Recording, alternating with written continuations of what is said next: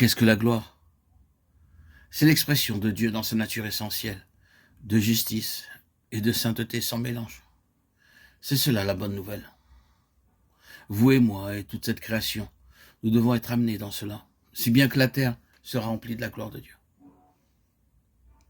Ce n'est pas juste un rayonnement, une gloire phosphorescente, mais la gloire d'une nature dans laquelle rien n'est contestable, sans mal ni péché, pas de ténèbres. C'est l'espérance de cet évangile, c'est cela l'évangile de votre salut. C'est à cette espérance que se référait l'apôtre quand il a vu tout cela au cours de sa croissance spirituelle. Il parle de cela à la fin, depuis sa prison. Christ en vous, l'espérance de la gloire, Colossiens 1, 27. Nous sommes introduits dans une telle immensité que nous ne savons réellement pas quoi faire avec tout cela. Je confesse que, parvenu à ce stade, je ne sais pas comment procéder. Mais en commençant avec la Genèse et en parcourant toute la Bible, passage après passage, nous trouverons que tout tourne autour de cette question. Par exemple, que font les chérubins à la porte, Genèse 3, 24?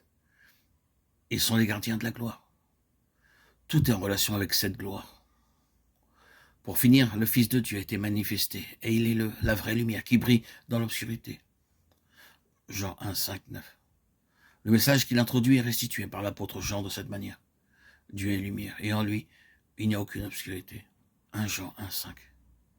Le Fils est venu à la fois pour manifester et déclarer que Dieu est incontesté dans sa parfaite sainteté, dans sa nature même et dans son être.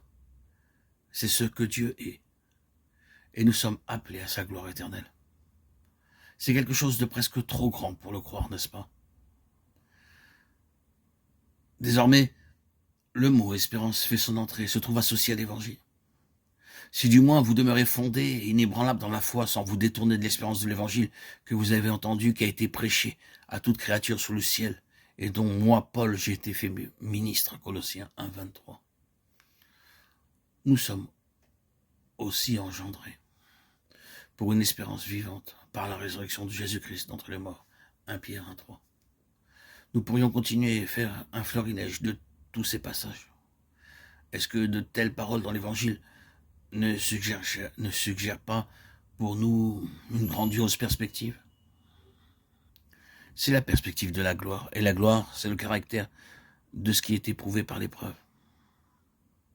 Maintenant donc que l'épreuve de votre foi, plus précieuse que l'or périssable, qui cependant est éprouvée par le feu, et pour résultat la louange, la gloire et l'honneur, lorsque Jésus, Christ, apparaîtra. 1 Pierre 1, 7.